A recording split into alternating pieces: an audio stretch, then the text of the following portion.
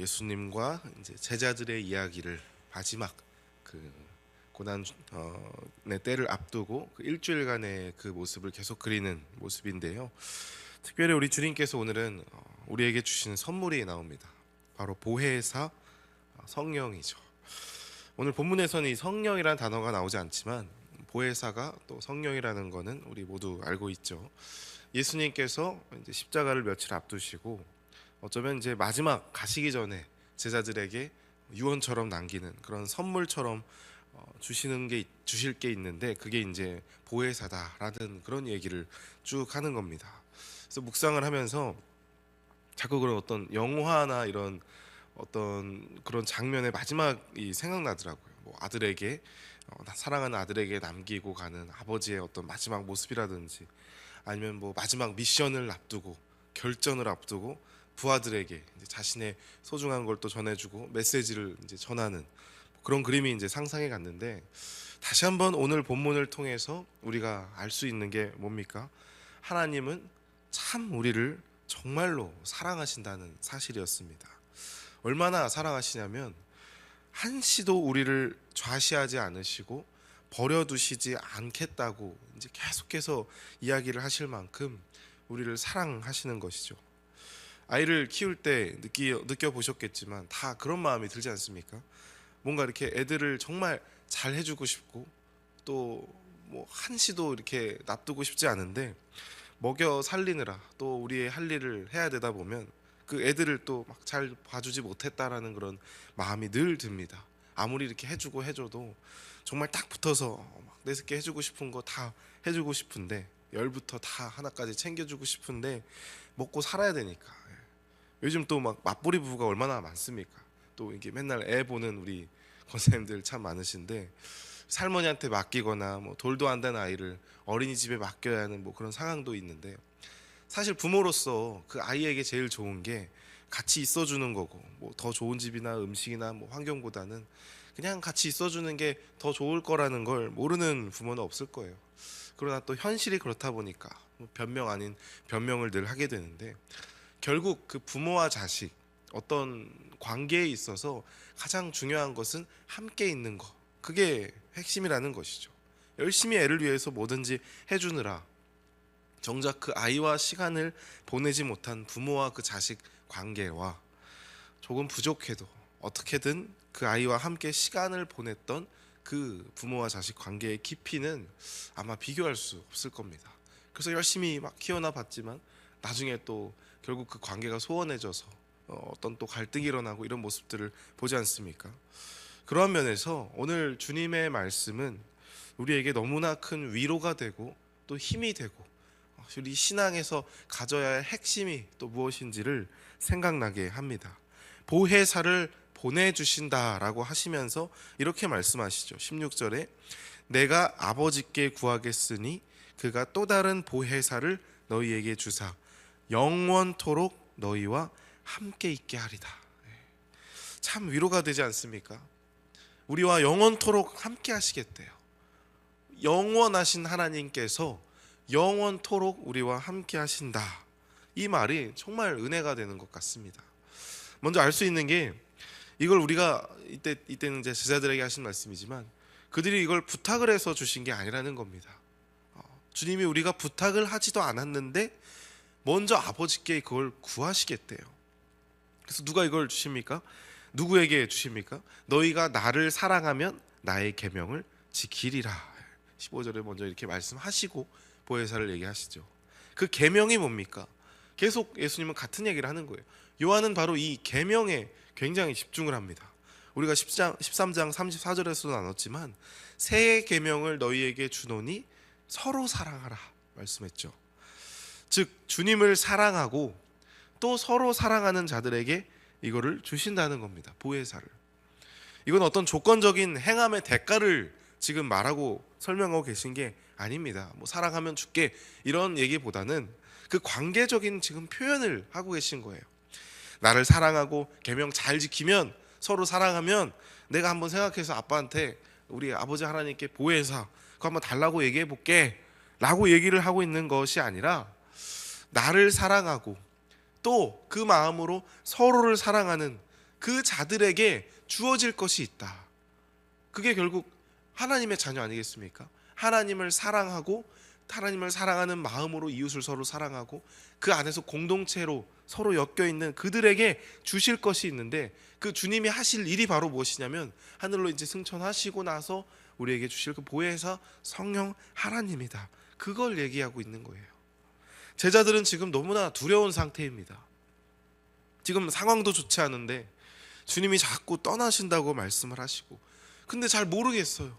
그게 자꾸 무슨 말인지는 모르겠고 자꾸 이상한 소리만 하시는 것 같고, 메시아로서의 역할을 우리가 생각했을 때 이것을 해야 되는데 주님은 자꾸 막 죽는다는 얘기 하시고 하늘에 올라가신다는 얘기를 하시면서 너희들이 그 십자가를 지라고 하시고 자꾸 그런 얘기를 한다는 겁니다.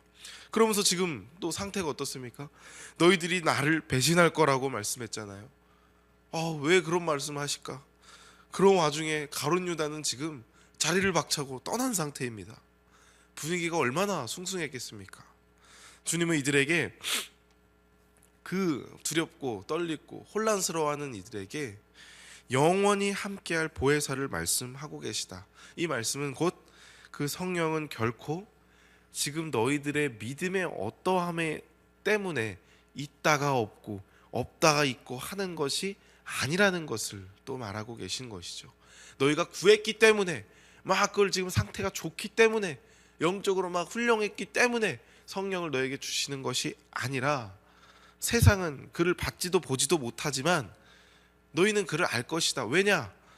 그는 너희와 함께 거하심이고 너희 속에 계시기 때문에 그 원천과 힘은 너희에게 있는 것이 아니라는 겁니다.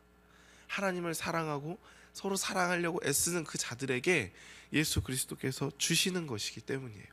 하나님을 통해서 보내시는 그 영이 우리 안에 거하기 때문에 그걸 너희가 알게 될 것이다. 너희가 신앙생활하면서 힘들 때에 그 성령의 일하심을 믿음으로써 경험하게 될 것이다 라는 것을 말을 하는 것입니다. 여러분, 아무리 교회를 떠나고 수십 년을 그렇게 신앙 밖에 살아도 그런 분들 많잖아요. 근데 결국 그들이 하나님께 돌아온다는 겁니다. 그게 참 신기하지 않습니까?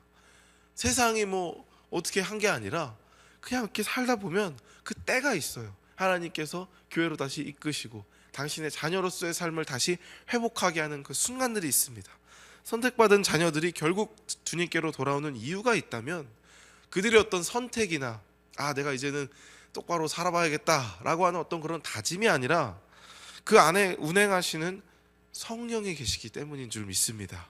그 성령이 그 삶을 가만히 놔두질 않아요. 절대로. 우리는 그 때를 언제인지는 모르고 그 방법은 모르지만 반드시 그 영혼을 돌아오게 하시는 걸 우리가 보게 됩니다.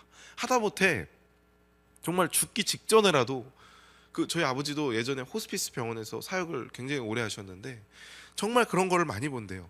죽기 정말 임종 직전에라도 하나님을 보게 되는 거예요. 목사님, 제가 평생을 하나님을 안 믿고 살았는데 제가 지금이라도 믿어도 될까요?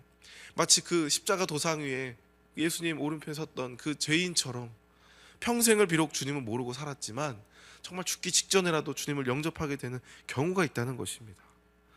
근데 꼭 그거 말고도 노년의 때나 아니면 뭐 청년의 때도 그렇고 주님을 모르고 살다가 어느 순간 그 마음의 불편함이 느껴진다는 거죠. 내가 이렇게 살면 안 되는데, 내가 뭔가를 다 새롭게 살아야 될 것 같은데, 그런 마음의 그런 움직임, 그것을 누가 하겠냐는 것입니다. 내가 있어야 할 곳이 이 세상이 아님을, 내가 회복해야 할 그 신분이 있음을 계속 느끼는 거예요. 그래서 돌아오실 분들이 있는 곳이고, 그 돌아온 분들이 하나같이 하시는 말씀이 뭡니까? 우리 다 듣죠. 내가 조금만 더 빨리 올 걸. 내가 이 좋은 예수님을 왜 이제 믿는지 모르겠다고. 내가 그동안 살면서 여러 번 뭐 누구를 통해서, 가족을 통해서, 친구를 통해서, 혹은 어릴 적에 내가 한번 그 갔던 교회에 그 전도사님이 불러주셨던 그 찬양이 생각납니다. 이런 고백들을 우리가 듣거든요. 안에 성령이 계시는 거예요. 보혜사 성령이. 그런 말이 있죠. 오늘이 내 남은 생의 가장 젊은 날이다. 맞지 않습니까, 여러분? 여러분이 오늘 하루를 살아도, 내일 하루까지 살더라도 일주일을 살아도 바로 오늘이 우리의 남은 이 땅의 생애의 가장 젊은 날입니다. 그래서 성령을 언제 구해야 하느냐, 우리가 하나님을 언제 믿어야 하느냐, 바로 오늘인 겁니다. 오늘. 내일 하겠습니다, 다음 주에 하겠습니다, 상황이 좀 더 나아지면 하겠습니다, 뭐 자식이 어떠면 하겠습니다, 뭐 회사가, 아니요 여러분, 우리가 선택할 게 없습니다. 오늘입니다. 오늘 내가 성령 충만함을 구해야 되고, 오늘 내가 하나님께 주님의 자녀된 삶을 다시 회복하길 원합니다 라는 것을 구해야 되는 거예요. 우리의 삶은 어떻게 될지 모릅니다. 오늘 그 성령이 불타오르길 원합니다. 주님, 오늘 이 시간 내가 죽고 주님이 사는 삶을 내가 살길 원합니다. 내 자아와 생각과 자꾸 내 욕심과 그 정욕이 올라올 때마다 구해야 되는 거예요. 주님, 나를 좀 주관하여 주시옵소서. 내가 이 땅 며칠 살지도 모르는 이 삶을 내가 살아가면서 마치 9억 만리 살 것처럼 오늘 내가 이렇게 우매하게 살고 있는데, 내가 오늘 주님을 구하겠습니다. 오늘 내가 주님을 보게 하여 주시옵소서. 내 안에 거하시는 성령 하나님, 예수님이 올라가시고 보내신다 했잖아요. 하나님을 사랑하시고 또 서로 사랑하는 자들에게, 바로 우리들이거든요. 내 안에 그럼 성령님이 계시다는 건데, 왜 이렇게 내 마음은 메마른 것입니까? 왜 이렇게 나는 오늘도 나를 위해서 살아가는 겁니까? 주님, 이러면서 구해야 된다는 것입니다. 우리가 흔히 생각하는 성령의 일하심이 있죠. 뭐 신유나 축귀 뭐 이런 것들, 보통은 좀 요란하고 시끄럽습니다. 제가 보니까 우리나라가 좀 그런 게 심해요. 막 성령이 일한다 그러면 막 성령의 불기 이래야만 성령이 임하는 것이라서 나는 그럼 성령이 없는 것인가? 라는 그런 생각이 들 때가 있습니다. 뭐 이게 잘못됐다라는 얘기를 하는 게 아니라 그게 전부인 것으로 여기는 게 문제인 거죠.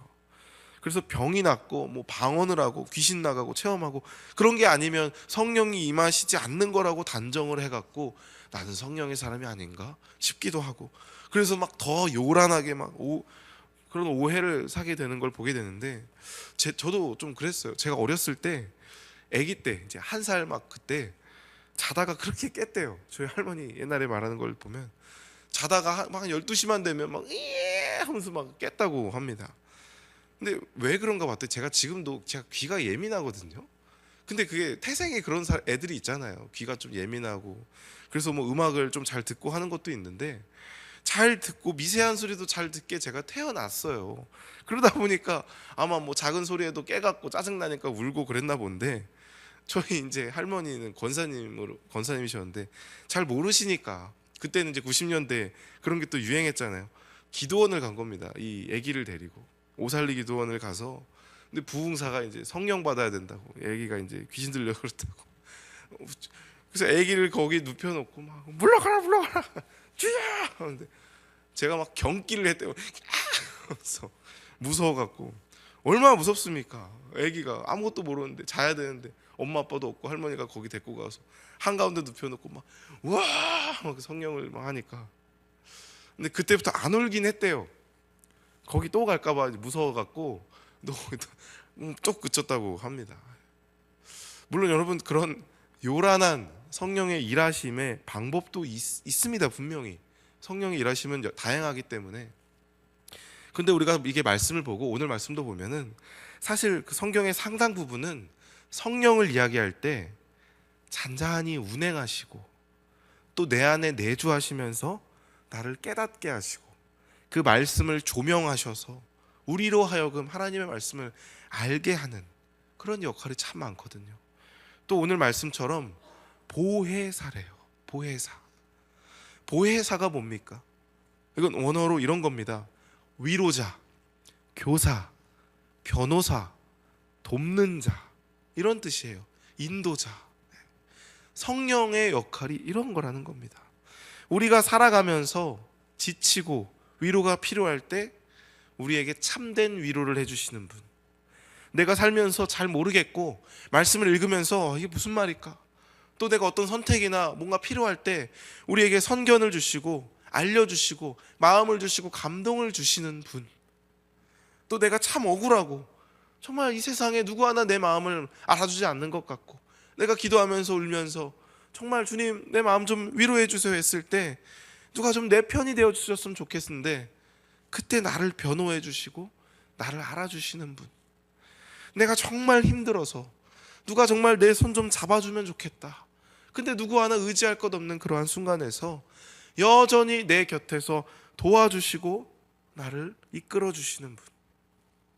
내가 인생이란 길을 걸어갈 때에 모르겠는 그 순간, 터널과 같은 길을 걸어가는 그 순간에서 나를 인도하시고 이끄시는 분, 바로 그 성령 하나님을 말하고 계신 겁니다. 보혜사 진리의 영, 바로 그 진리의 영 성령 하나님이 지금 이 시간에도 우리 안에 계시는 줄 믿습니다.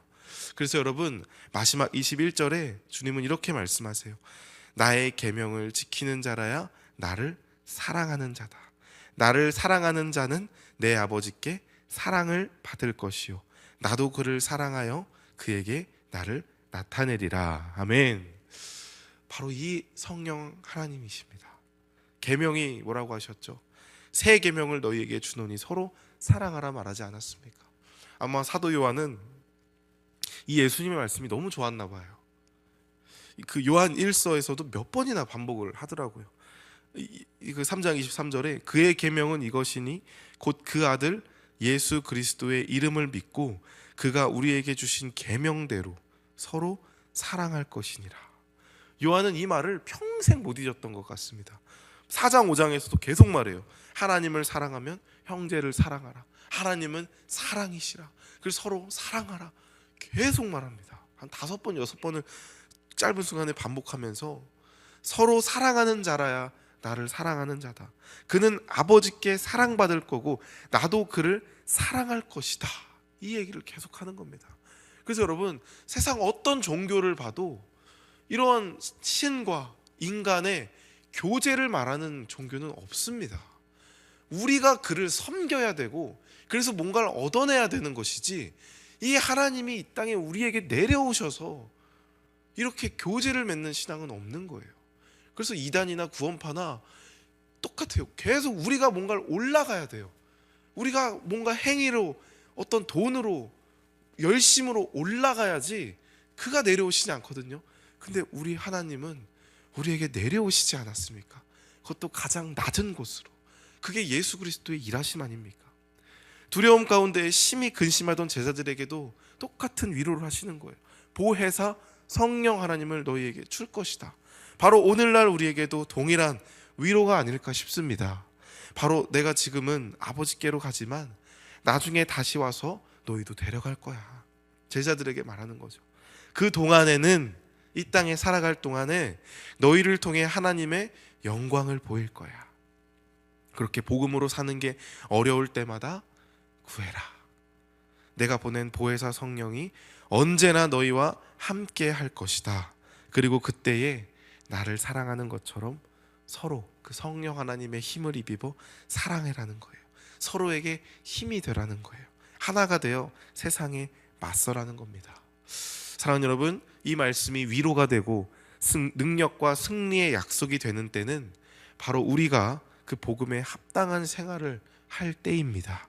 서로 하나가 되어 사랑할 때에 주님이 걸으신 그 십자가의 길, 하나님의 뜻에 합당한 삶을 살고자 할 때에 우리는 바로 이 성령의 충만함을 경험하게 될 줄 믿습니다.